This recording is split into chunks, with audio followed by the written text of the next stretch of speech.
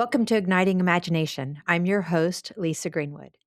This season, we're inviting you behind the scenes of Texas Methodist Foundation and Wesleyan Impact Partners because we get the opportunity every day to wrestle with some important questions that churches and leaders are asking in this moment. And we want to dig into those topics with you. Whether we're talking about learning and innovation, generosity, investments, loans, grants, or organizational health, our hope is that these conversations spark imagination for what faithful leadership can look like in this moment. Today, we're talking about philanthropy. This conversation asks a simple but important question: how can generosity become part of the legacy we leave? That question is about much more than wills, estate plans, or charitable gifts. It's about aligning our deepest values with the impact we hope to have on the people, ministries, and communities we love.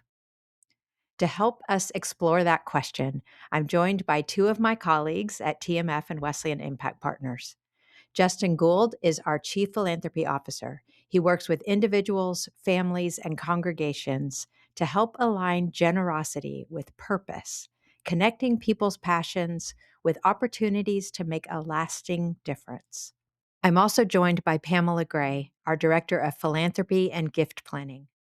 For more than 30 years, Pamela has helped individuals and families think thoughtfully about generosity, legacy, and the ways that their life's resources can continue serving others long into the future. Today, with TMF and Wesleyan Impact Partners, she works closely with congregations, as you'll hear us discuss. Together, Justin and Pamela have learned that some of the most meaningful conversations about charitable giving aren't really about money at all. They're about the kind of story we hope our lives will tell and how generosity can become one of its lasting chapters. Before we begin, if today's conversation raises questions or sparks ideas, I encourage you to visit us at texasmethodistfoundation.org or wesleyanimpactpartners.org. You'll find a wealth of free resources under the Philanthropy tab, including guides, planning tools, and information that expands on many of the topics we'll discuss today, from charitable gift planning and donor advised funds to endowments, legacy giving, and more. Whether you're just beginning to think about generosity or you're ready to take the next step, it's a great place to continue the conversation. So now let's listen to my conversation with Justin and Pamela. Welcome, Justin and Pamela. Thank you for being with us today. Glad to be here. Glad to be here, yeah. Yeah, I'm excited about this conversation. So before we jump into talking about philanthropy and charitable giving, I'd love for folks to get to know you a bit. And here's how we're going to start. Who is someone whose generosity shaped your life? So something that you can remember in either your growing up or even adulthood, someone whose generosity has shaped you. Pamela, would you like to start? Sure. Okay. I mean, I, of course, go back to my parents because at a young Mm. age, it's that giving me $1 every Sunday at church. My mom was always volunteering for everything. Mm. So she dragged me along everywhere, whether that was doing the voting or taking casseroles to a family that needed something. So at a very young age, that was instilled in me. And my dad was always helping the neighbor down the street. And Mm. if their tractor broke down, he lent them a tractor, those kinds of things. So I think um, that really, showed that sort of selfless giving back, helping others. That was basically what they wanted to instill in me, and I think they did. Nice. Yeah. Well, I'm going Yeah. to piggyback because it's definitely my parents too. Mm. They live out of a very deep sense of gratitude, and how that translates into hospitality. Mm. And whether that's with family, whether that's with friends, whether that's with strangers, like, I don't know, when I think about what it means to be a good neighbor, they are the example for me. And yeah, definitely mom and dad. Nice. So I know we're going to dig into this more, but you're already starting with what it means to lead a generous life.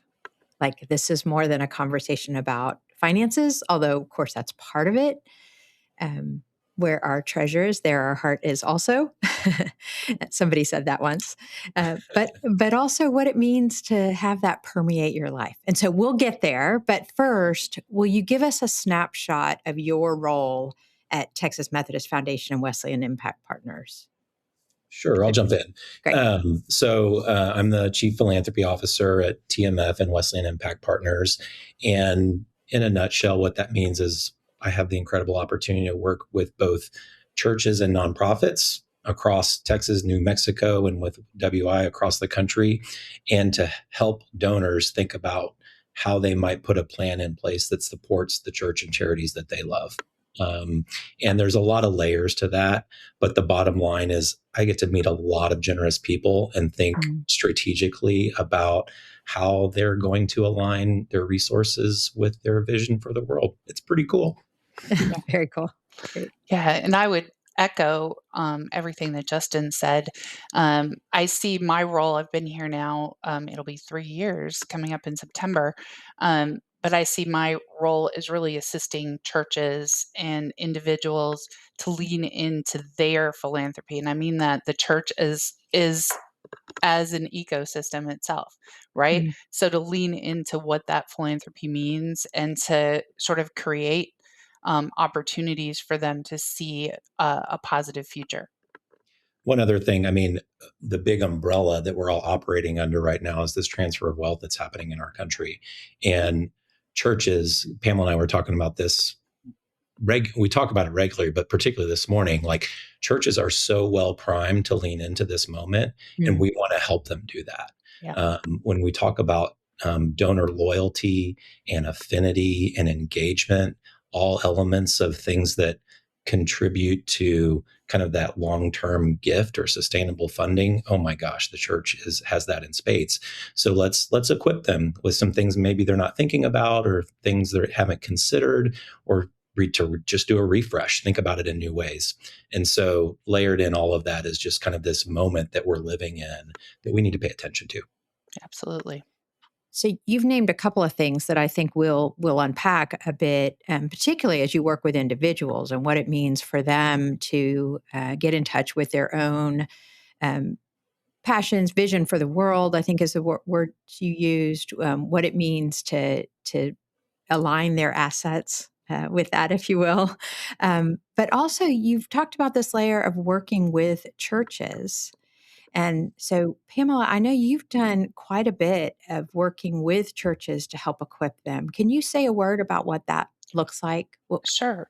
And it really, we talk about, being in relationship and walking alongside the church. It's really being helping the individuals at the church move from thinking about managing resources um, as an obligation, as to kind of keep them there, but to think about resources for the future to sustain ministry and grow ministry. I think it's that aspirational piece. So what that really means is not doing the one and done. Hey, we're going to come in, do some education, and we're going to leave. It's really understanding their community, their church, their leadership, and helping them move forward the way they can move forward, not coming with one specific model or one specific idea, but looking at all of their gifts and taking that forward into building something more sustainable for their community. it's interesting because when we talk about the church, what we really are talking about is all the people who make up the church. And so Right. when you talk about working with a church, you're talking about the folks who are in that church, who care Yeah. about it, and who are making decisions for the church's ministry. So they might be thinking, should we create an endowment that helps support our ministry? How do we do that? Who are the individuals who will contribute to that endowment? Because it's important. And so I'm hearing you, and we get to talk about this at the shop all the time, if you will. So where you're working with a congregation and you're so excited about how some of the leaders in that congregation are thinking about sustaining ministry today and into the future. And then you get to help them engage their members and their leaders in that work. And it just feels so important in this moment, really, to your point, Justin, about the transfer of wealth and how churches are well positioned to tell the story and to lean in and to help folks do that work. I want to spend a minute with the word philanthropy, because we throw that word out and it means so many things. I mean, it has its literal meaning, but also it conjures up things in people's minds. So when you think people hear the word philanthropy, what do you think they picture? We're playing a little game right now. Yeah. Well, I think it'd be naive to say that money doesn't enter into the first kind of train of thought in terms of financial resources and philanthropy. But I know the people in this conversation think well beyond that. And I know our listeners think well beyond that. And so when I think about philanthropy, I think it's living generously for the well-being of humanity. Mm. In a nutshell, I mean, you can say that in a lot of different ways, but how do we contribute all of our gifts back into society so that society has every chance to be successful in the ways it should be? Yeah. Yeah. And I would echo that, but also say, when I think of philanthropy, and that's sort of a core principle when it comes to doing this work, is it's all about dedicating the resources to solve social challenges and strengthen communities. So that's philanthropy in and of itself, and people do that by giving their time, talent, and treasure, in whatever form that takes, whatever it looks like. And Mhm. and I think if you're a philanthropist, um, you understand that. But those people who are trying don't understand that they could be philanthropists. Um, those are the ones that sort of have those sort of stereotypical things when they think, oh, Bill Gates, I'm never going to be Bill Gates or whatever that might be. We But do think of yeah, philanthropists as wealthy people. And you yeah. all say all the time, everyone is a philanthropist or everyone can be a philanthropist. So can you talk about that a little bit? Sure. Let's see. So that is a philosophy of ours. I mean, we deeply believe that everyone has that generous spirit. Sometimes they need a little education or exposure to ways they might um, structure that in kind of charitable ways. Mhm. So that's our work specifically. And so let's leverage the generosity they're already living by, but allow it to maybe be expressed in forms, gift forms, donor advised funds, endowments, gift annuities, all those ways that aren't top of mind all the time for us, but to create new channels through which they can direct their resources so that the church and the charities that they love really are in a position to thrive. Yeah. Yeah. Yeah. So when I was pastoring a church and wanting to lean into conversations about legacy giving and gift planning and that kind of thing, I'll tell you where this is my confession, and this was 20 years ago, and so my image of this has changed. But what I did was get the older adults together for a lunch and had somebody from TMF come and talk about, and that is that is so not the conversations you all are having. I mean, it's part of it, but it's actually, I mean, there's just so much more robust conversation happening now and sort of lifetime thinking. And so, can you talk a little bit about, like, at what point should somebody be thinking about legacy giving or estate planning or, any of these generosity conversations? Um, I would say anytime now, in the future, whenever you have that opportunity or a change in your lifetime. I mean, you've got to think of it when you're younger because you might have children to take care of. You've got to think of it when you're building your assets. So we talk about those seasons of your life where changes and big things happen, and that's when you should be thinking about this. Justin always says, "No time is too late." Hmm. Right? Yeah, and I think people change their plans throughout their life. So to step outside of the donor perspective, if you're engaging someone, like you want the opportunities to be ever present, and you want that communication to be ever present, and so that it's kind of whenever those moments happen in someone's life, be in a position to have a thoughtful, considered conversation about what that means, both for them as a human, but also for how that might impact their sense of philanthropy. Yeah. So, conversations about what they care about, how they want the world to be, like those kinds of things. I mean, talk a little bit about what are Yeah, 2 or 3 things they need to be thinking about? I know we both have answers for this, so Pamela, feel free to jump in Uh, because well, what they need to be thinking about is really, um, it, like I always ask the question, if you could do anything in your community or for your church or for those organizations and causes you care about, what would it be if money was no object? Hmm. So to dream a little bit first, Mm, because then you can back into that mm, from, well, assets and advisors and all those other pieces. But when it comes down to that core, it's how do you want to transfer your values and how do you want to be remembered? And then let's see what we can accomplish with what resources are available. nice. yeah, I mean, discovering those values is something that has long been part of the conversation here at TMF and other charitable organizations. And I think that's the highlight. So there are some specific ways in which that can happen. And we were the beneficiary of Dr. Bill Enright's generosity to share a tool that he developed, the philanthropic autobiography. It's a Mhm, really wonderful way to just spend some time reflecting on who were the people and places that were influential in your life. mm, What does that mean today? What did that mean then, and what does it mean today? But I think before, I love the dreaming question, and and in getting to that, it does unearth the values. But I think setting aside some time to just explore with people how those values came to be, um, it is a really big piece of the conversation we like to Yeah. have. it does make me curious, like, in your conversations with folks, are there conversations they are avoiding or that they ought to be having that they're not having? What are those Always. conversations? Yeah.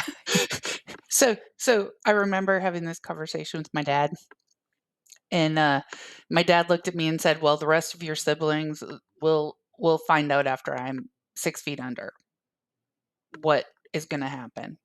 And I was like, "Dad, that's just not very healthy." And he's like, "Well, Mm, that's what it's going to be." mm, So I think that when it comes to money and assets and transferring mm, those to your family with all those personalities and idiosyncrasies that are going on, I think that's the avoidance piece. I mean, we okay. avoid talking about money with our spouse Oh, yeah. sometimes, right? So things around money are really challenging, and then when you get assets thrown in there, it can be Mm, even more challenging. mm, yeah. So sometimes we don't, take the time to learn the stories either. And so just sometimes there's an avoidance to sharing a person's history or a story, and gosh, what a missed opportunity. Yeah. Yeah. So, what tips do you give folks when you realize they're not having the conversations with their kids or,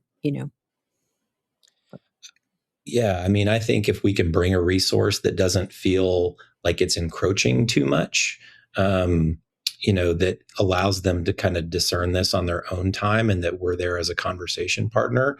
It really depends, like where you are in that process of building that relationship.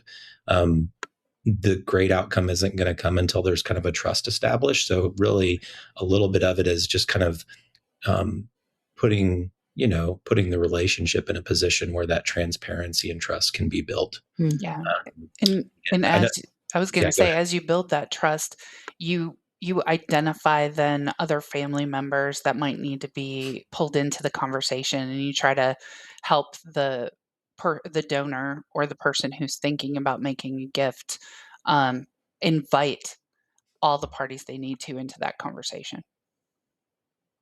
Yeah, and it strikes me as you all have talked about all this, it starts with that dreaming. It starts with the values. It starts with the things that are close to your heart. And those are sometimes a little easier to have conversation about than assets. Mhm. And so I hear you starting with that place with folks all the time. And then, Justin, am I hearing you right that sometimes there's actually a tool, a something that creates a vehicle, an instrument for them to have the Well, conversation, it'd like be a more literally? list of questions, I guess, Yeah, when I yeah. say Okay. tool is really a list of questions is what Yeah. I'm thinking. Great.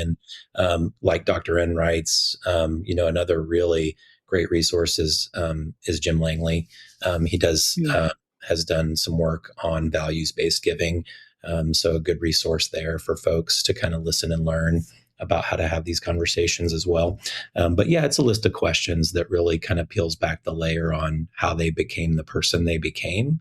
Um, and then what do you want to share forward, pay forward, Mhm. um, and so that gets into the dreaming bit. Yeah, and Nice. our internal tool that we share with members at churches and donors is called passing your story on to your loved ones. Oh, nice. Mhm. Nice.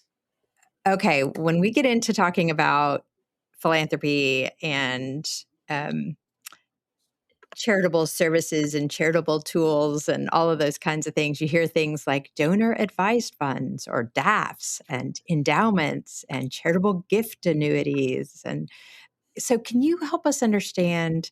Like, really, you don't have to get in the weeds, really, really. But Yeah, can you help us understand high level? And what are, one of the things I've learned from you all recent, just in the last few years is how much like, there are tools that actually help ministry today. Like, it doesn't just have to help ministry after you die. right.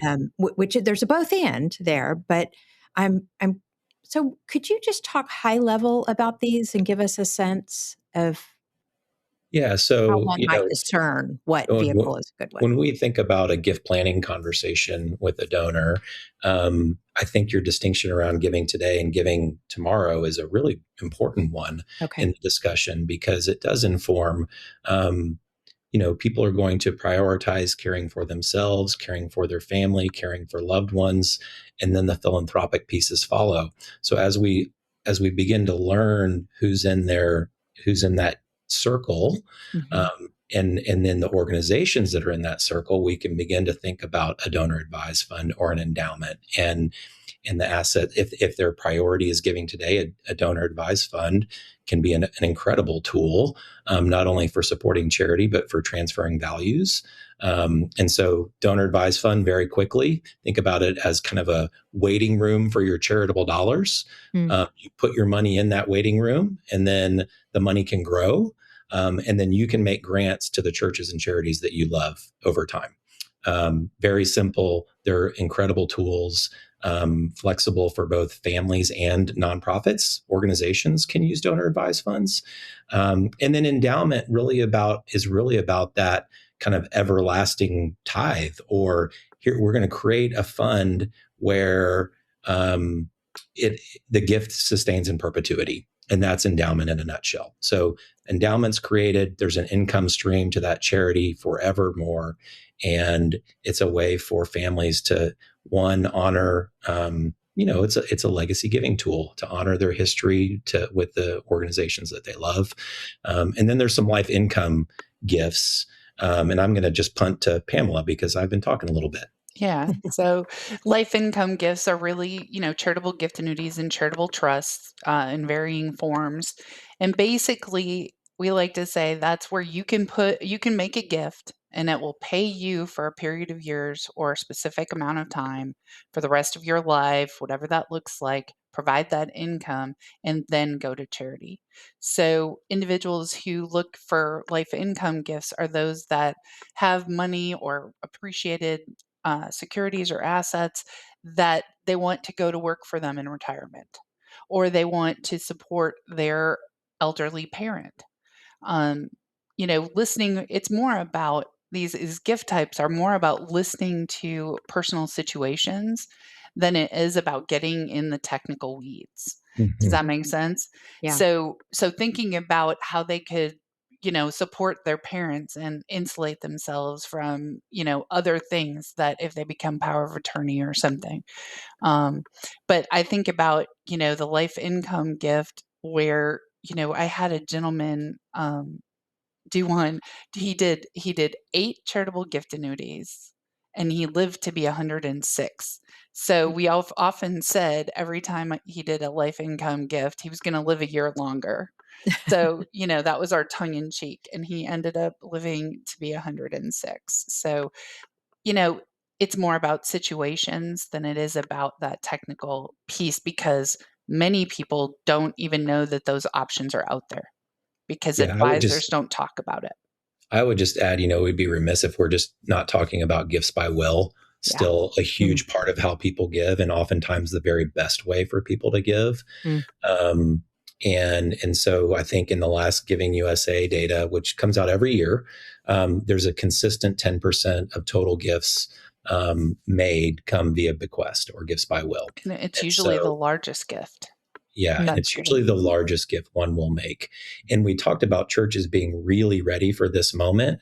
Oftentimes, those gifts are from people who have had a relationship with that church or nonprofit for 20 years or more.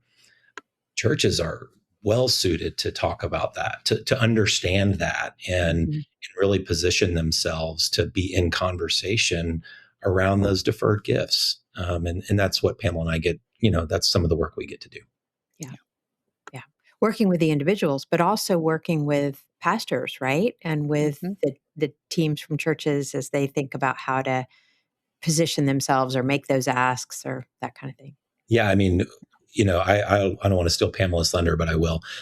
She's done a great job with a pastor in New Mexico, just doing some visits with with the donors. So there's a little bit of experiential learning going on there, Yeah. and just modeling and how what are the questions we're asking in those moments, and she's done a great job with that. So I just want to make sure that gets lifted up. Because I think that's how people gain confidence to do it themselves. And so, anyways. Well, I'm currently working with a longtime pastor that's been at a church for a long, long, long time, and he and his wife are going to do a nice gift for the new endowment at their church. They want to stay under the radar. So, those are some of the other things that are coming out of this education and working with the church and going to all these meetings and thinking about dreaming. The pastor is becoming more and more skin in the game, really, in some of the churches. They're like, oh, I can do this too. That's so good. That's Yeah. so good. So as you do this work, what do you find surprises people the most when they begin planning charitable gifts? So this goes back to an early phrase that we can all be philanthropists. I think that's still a surprise to people sometimes. Yeah. They think they don't have enough. Right. Philanthropic. Yeah. Okay. And so when we're in a conversation or in a relationship and there's this discovery moment, this aha moment where they're like, I didn't know I could do that. And it's both prideful and it's like, wow, cool. Like this is something that I didn't really imagine I could be doing, and I can, and that's really fun. Yeah. Nice. Well, and I think back to especially if they start the process and they realize that they can do a gift for now, so they can see the impact while they're alive. Nice. That tends to be really special. I think about like education and scholarships, and they can follow someone, to a very successful career or those kinds of things, or see, children being educated in a facility that they were really involved with, or, it at the church, see a ministry that, they know is going to sustain itself into the future. Nice. Do you have a story of when you've seen a giver be changed by their act of generosity? I mean, we often think the receiver is changed or has impact, but do you have a story of when the giver has been changed by it. I can talk about it not dealing with like the first time somebody leans into their generosity. So when I went to be the executive director of a boys and girls club, Mm. I recruited a volunteer, not married, single, not real access to a lot of kids, but was very influential in his corporation, and connected him directly with the mission and got him working with a couple of kids in the community. And I mean, just the difference between him, coming in the door and thinking he's just going to deal with the financial picture of the organization, and then seeing him on his knees building bikes for kids and talking Wow. to them, and being that um, sort of that mentor, that switch into that mentor mentee. I think that completely changed his life. And I'm sure Justin has Oh, similar yeah, things. I do. But it centers around engagement. Mm. That transformation happens when someone's engaged with the process. And so the one I always go back to is, I early in my time at Southwestern, there was a kind of key program we were raising money for, and there was a lot of interest around that. And through some exposure and engagement with that, a family began to learn of their deep passion for helping first generation college students have Mm. access. Mm. And the pivot was real and noticeable and emotional. And that Mm. for me was one of those early, like, this is not about the institutional vision. Sometimes it's aligning that donor passion with with the right channel or the right Yeah. opportunity within the institutional setting. And so anyways, you have the strength of institutions and you have the power and imagination and resources of an individual. And when you have good engagement, those get married in the right ways. Yeah, and really that's our role, right, Justin? It's kind Mm-hmm. of digging deep, taking people deeper into the engagement with whatever that looks like, whatever ministry, whatever church, whatever their passion is, to help them get closer and deeper of an understanding of what they could do. Yeah. Nice. And everyone has changed. Lovely. Yeah. Yes. Okay, I have Yes. one more question before we get to rapid fire. Um, you've talked a bit about how the church is so well poised with a good story, right? The church has a good Yeah. story, and they have donors right there with them who love them, and um, but it does make me think, if every church became more intentional about cultivating this generosity and this love and passion and the values that their folks have, what would be different if every church was more intentional about it? I think the church would discover new gifts in its members. It would discover Mm. new gifts in the community.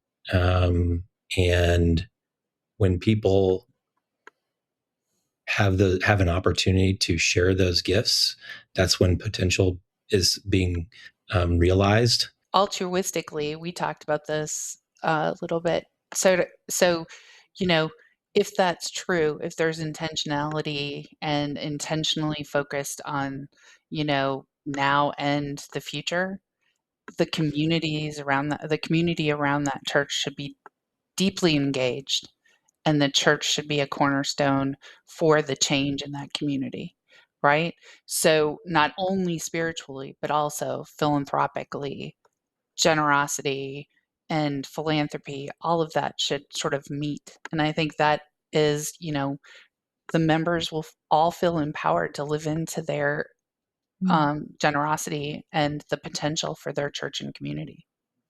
Yeah. It strikes me that as you all have talked about working with individuals who have deep passions and dreams for how the world should be and how much they love the church, that when they get to follow their dreams and they get to put their money into it, like it opens up something in them. I mean, you talked about these changed lives that you experienced, but I mean, that means a whole congregation of people who are more deeply in love with Jesus, with the call of of the church, with the community. Like, I think it unleashes something when generosity is unleashed. And Yeah. it's contagious, right? It is contagious. That's so good. That's a good word. And we get to see examples of that on the regular. There's the Long Endowment. There's a church in Southeast Houston that has this spirit of generosity just flowing right now. Nice. And it's a contagious thing. Yeah. Or the couple in New Mexico, when they came up to Justin and I, 3 years ago now, and they said, our last living relative that was going to be the recipient of our estate, passed last month. And, this church is my family, is our family now. This is where we're going to make our impact. Right. And them leaning into that. So, I mean, that's the ultimate thing that we get to help facilitate those things. That's so good. Okay. Rapid fire. Finish the sentence. One gift I hope every family leaves behind is their story.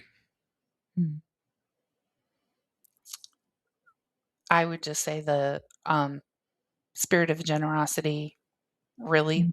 I think at its core, it's that everybody can be that philanthropist. Yeah. I wish more people knew that philanthropy is accessible. Yeah, that's the theme for today. Everyone can be a philanthropist. Nice. So people listening to this podcast can reach out to me at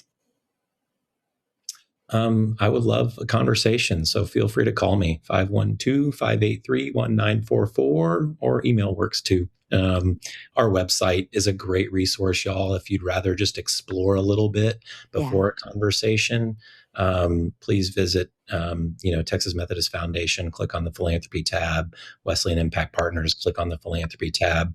You can find all the contact information for Pamela or me or anyone else on the team. But the website's a great resource. Great. Yeah, absolutely. Awesome. One final question. Awesome. Yeah. What gives each of you hope when you think about the future of generosity? What gives me hope right now is that people are asking different questions. And those questions are going to lead to stronger communities. And that to me is so hopeful.